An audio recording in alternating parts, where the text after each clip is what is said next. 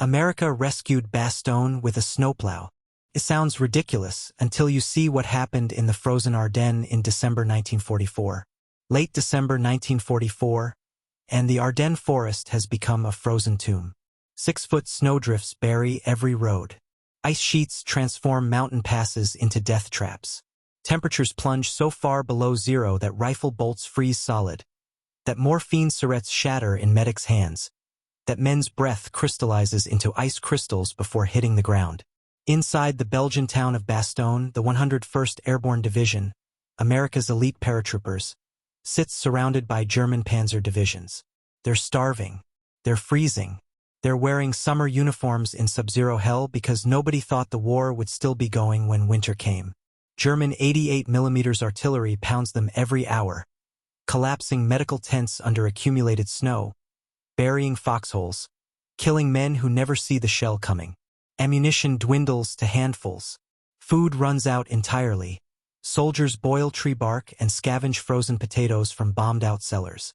The medical supplies are gone, so surgeons operate without anesthesia while patients bite down on leather straps. Every night, more men die from frostbite than from bullets.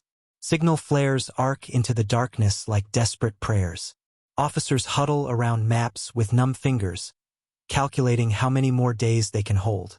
The answer keeps getting smaller, and every road leading to Bastogne, every single route that could bring relief, reinforcements, supplies, hope, lies buried under walls of snow and ice that no vehicle can penetrate.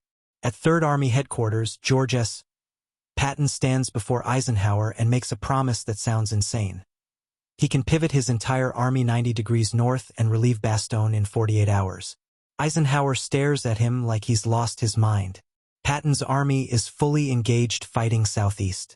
To wheel them north through the worst winter Europe has seen in decades, through mountain roads that barely existed in good weather, through blizzards and ice storms, it's impossible.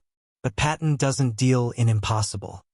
He returns to his command and issues orders that will move 133,000 men, 100,000 vehicles, and entire tank divisions through a frozen nightmare. Except there's one problem everyone understands but nobody wants to say out loud. None of it matters if the roads stay closed. Tanks don't drive through 10-foot snowdrifts. Trucks don't climb ice-covered mountain passes. Infantry can't march when they're wading through waist-deep snow. Patton's entire promise, his whole audacious plan, depends entirely on whether someone can open a path through the Ardennes in the middle of the worst winter storm of the war. That someone turns out to be men who never expected to be heroes. The 4th Engineer Combat Battalion, the 35th Engineer Combat Battalion, the 1308th Engineer General Service Regiment, mechanics from Detroit, road builders from Wyoming, farm boys from Iowa who'd spent their childhoods clearing snow with their fathers, construction workers from New York who'd never fired a rifle until the Army handed them one. These are not combat troops. They're welders, bulldozer operators, bridge builders, men trained to construct things, not destroy them. But now they hold the fate of the 101st Airborne in their frostbitten hands, and they have roughly 48 hours to carve a corridor through frozen hell. They start with what they have, which isn't much. The Army has no Arctic equipment, no specialized snow-clearing machinery, nothing designed for this kind of winter warfare. So the engineers improvise with whatever they can weld, bolt, or tie together. Sherman tank hulls become snowplow frames. Spare armor plating gets cut and shaped into plow blades. Half-tracks get fitted with improvised scrapers made from salvaged steel. GMC trucks receive front-mounted plows welded together from scrap metal, tank treads, and sheer desperation. The engineers give them names painted in crude letters: Old Betty, Blizzard Breaker, the Snowfish, Hell's Shovel. These machines look like something from a junkyard, all welds and patches, mismatched parts, crude geometry, but they're all the engineers have, and they're going to have to be enough. The work begins in darkness, because darkness is all there is. These December days in the Ardennes barely last 6 hours, and most of that time disappears into gray snowfall that makes visibility nearly zero. The roads, if you can call them roads, are narrow mountain tracks that twist through dense forest, climbing and descending slopes that would be dangerous in summer and are suicidal in winter. Snow hides everything. Potholes, mines, cliff edges, wrecked vehicles, bodies. German infiltrators dressed in stolen American uniforms roam the woods, cutting communication lines, shooting drivers, spreading confusion. Artillery falls randomly, sometimes German, sometimes American. Nobody's quite sure whose shells are landing where in the chaos. And through all of this, the engineers push forward, because every hour they delay is another hour the 101st Airborne spends dying in Bastogne. The physical toll is immediate and brutal. You can't operate machinery wearing the thick gloves that would protect your hands from frostbite, so men work barehanded. Their skin freezing to metal surfaces, tearing off in strips when they pull away. Engine blocks freeze solid overnight, refusing to start no matter how many times men crank them. So engineers learn to drain the oil every evening and heat it over fires, then pour the smoking fluid back in at dawn.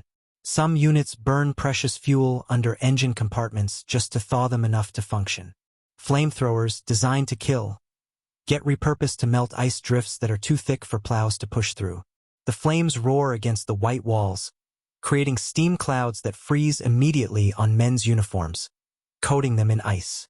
Hydraulic lines crack in the cold. Plow blades bend against packed ice, requiring field repairs with welding equipment that barely functions in sub-zero temperatures. Cables snap under load, whipping back to slash men across the face or chest. Trucks skid wildly on ice, spinning out, sliding sideways toward cliff edges until entire squads throw themselves against the vehicles, digging their boots in, pushing with everything they have to keep the trucks on the road. Men fall off vehicles, just lose their grip because their hands are too numb to hold on, and by the time the column stops, those men are frozen corpses in the snow. A single engineer kneels in a snowdrift at 3 in the morning, his welding torch throwing blue-white light across the trees, repairing a cracked plow blade while mortar shells burst in the canopy overhead, showering him with ice and pine needles. But he doesn't move because if this plow doesn't work, nothing behind it can advance. A tank equipped with a makeshift plow hits black ice on a downhill turn and spins completely around, its tracks screaming against frozen stone, sliding backward toward a 100-foot drop. 20 men throw themselves in front of it, a human barrier, boots planted, shoulders against cold steel, pushing with legs that shake from exhaustion until finally, impossibly, the tank's treads catch and it lurches back onto the road. A bulldozer clears a hairpin turn, its blade scraping against frozen earth, when German machine gun fire erupts from the tree line. Bullets punch through the operator's cab, shattering glass, ripping through metal, but the operator keeps the throttle open, keeps pushing, blade grinding forward until the turn is clear, and only then does he slump over the controls, dead but victorious. Back in Bastogne, the defenders don't know any of this is happening. They know Patton promised relief. They know the Third Army is somewhere out there. But every day that promise feels more like a lie. The German attacks intensify, waves of Volksgrenadier infantry supported by panzer tanks, probing the perimeter, testing defenses, finding weak points. The Americans fight back with rifles that jam from cold, with machine guns that need to be thawed with body heat, with grenades they have to carry inside their jackets so they don't freeze solid. Signal flares glow against the snow. Red means under attack, white means desperate, and both colors burn almost continuously. Medics run out of plasma, then bandages, then hope, treating sucking chest wounds with torn shirts and prayers. Officers wrap themselves in captured German blankets because American supply lines are cut and there's nothing else. Foxholes fill with ice water that has nowhere to drain. So men stand in freezing liquid for days until their legs go numb and black from frostbite. In the aid stations, surgeons amputate frozen limbs without anesthesia because there isn't any left. The screams echo across Bastogne, mixing with artillery thunder. The men whisper the same question in every foxhole, every cellar, every collapsed building. When is Patton coming? And nobody knows the answer, because nobody knows if anyone can even reach them through this frozen apocalypse. On the roads outside Bastogne, the engineers fight a different kind of war. Each mile cleared becomes a lifeline, a corridor through which tanks can roll, infantry can march, ambulances can race toward the surrounded defenders. Behind the plows, Patton's Third Army begins to move.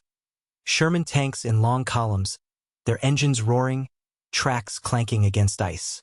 Stuart light tanks darting between the heavies. Half-tracks loaded with infantry, men hunched against the cold. artillery pieces towed by trucks, ambulances waiting to race forward, supply vehicles carrying ammunition, food, medical supplies, everything the 101st needs to survive. But the movement is agonizingly slow because the engineers can only clear road as fast as their battered plows can push snow, and every mile presents new obstacles. The worst stretch comes 5 miles from Bastogne, a mountain pass that climbs through dense forest, narrow and twisting, buried under a snow wall that's 10 feet high in places. This becomes the breaking point, the place where the entire operation could fail. Reconnaissance teams return with reports that make officers close their eyes in despair. The pass is impassable, completely blocked. There's no way through. We need to find another route. But there is no other route. This pass is the only road left that isn't under direct German fire. If they can't clear it, Bastogne falls. So the engineers make a decision that's either brilliant or suicidal. They're going to blast their way through. In pitch darkness, because doing this in daylight would draw every German gun in the area. Engineers pack demolition charges against the frozen snowbanks. These aren't precision explosives.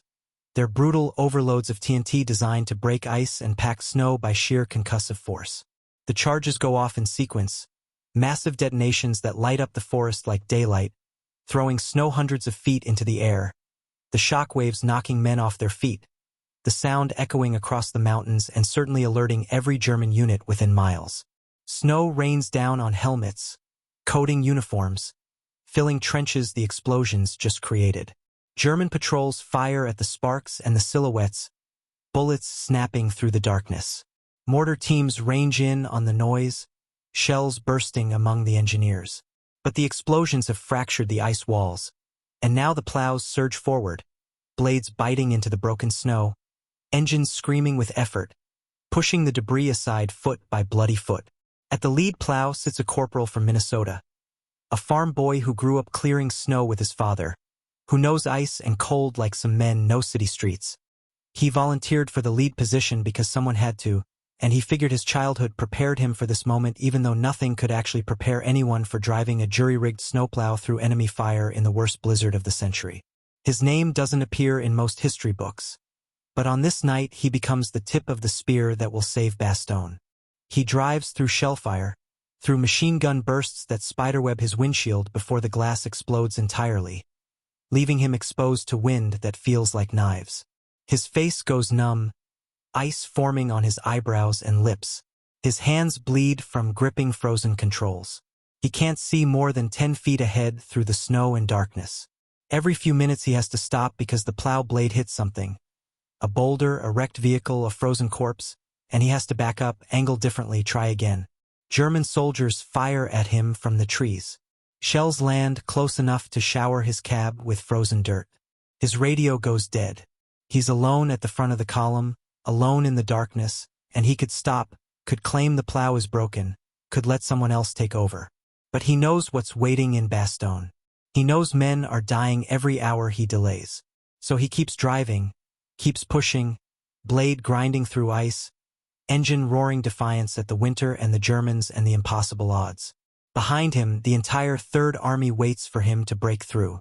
And at dawn on December 26, 1944, after 3 days without sleep, after miles of frozen hell, after losses nobody will accurately count until the war is over, the snowplows break through the final barrier. The road to Bastogne lies open. The engineers pull their battered machines to the side, men stumbling out, leaning on shovels and rifles because their legs barely work anymore. They're covered in ice, faces blackened from frostbite, eyes hollow from exhaustion that goes beyond physical into something spiritual. Some can't stop shaking. Some cry without knowing they're crying. Some just collapse into the snow and sleep where they fall. And then they hear it. A sound like thunder, like the earth splitting open, like the wrath of God made mechanical. Patton's spearhead thunders past them. Sherman tanks at full speed, tracks throwing up snow, guns traversing, searching for targets. Stuart tanks racing alongside. Half-tracks packed with infantry who cheer and wave as they roar toward Bastogne. Artillery pieces bouncing on their toes. Supply trucks laden with ammunition, food, medicine, hope. American flags snap in the icy wind, and the column seems endless, An unstoppable river of American armor flowing through the gap the engineers carved. The engineers watch it pass, and some of them smile despite everything, because they did it, they actually did it, they beat the winter and the Germans and the impossible odds. They opened the road when everyone said it couldn't be done. When the first Sherman crashes through the German lines into Bastogne, soldiers of the 326th Glider Infantry rush forward, slapping the tank's armor, some laughing, some crying, some doing both at once. Word spreads through the perimeter like electricity. Patton's here, we're relieved, we're saved, we're going to live. Men who haven't smiled in a week smile. Officers who thought they'd die in Bastogne start planning counterattacks. Medics prepare to receive supplies they desperately need. The wounded in the aid stations hear the news, and some of them cry from sheer relief. And in that moment of celebration, almost nobody knows the full truth. That this rescue didn't begin with Patton's brilliance or his tank's firepower or his infantry's courage. That it began days earlier with men who wore engineer patches instead of combat badges, who drove snowplows instead of tanks, who fought winter itself with welding torches and bulldozers, and a refusal to accept that anything could be impossible. After the war, in a field outside the Ardennes, a snowplow sits abandoned. A battered Sherman hull with a crude plow blade welded to the front, scarred by bullets and shrapnel, its paint long faded, its engine silent forever. Someone has placed a plaque beside it, brass that's turned green with age, letters that read, "This machine opened the road to Bastogne," because sometimes history doesn't turn on weapons or tactics or brilliant strategy. Sometimes it turns on the courage of men who refuse to let winter win, who weld scrap metal into hope, who drive through frozen hell because somewhere ahead, American soldiers are counting on them to break through. The snowplow that saved Bastogne was really hundreds of snowplows, thousands of engineers, an entire forgotten army of men who fought the war's strangest battle. Not against enemy soldiers, but against ice and snow and impossible geography. They won that battle, though many paid with frostbitten limbs, with exhaustion that permanently damaged their hearts, with trauma that would wake them shaking for decades afterward. They won, and because they won, the 101st Airborne survived, and because the 101st survived, the German offensive broke against American defenses, and because the offensive broke, the war turned permanently in the Allies' favor. All because men with snowplows refused to stop pushing through the frozen darkness, refused to accept that winter could be stronger than human will, refused to let their brothers die in Bastogne while they still had strength to drive forward. That's the story nobody tells, the snowplow that saved Bastogne, and the forgotten heroes who drove it through hell.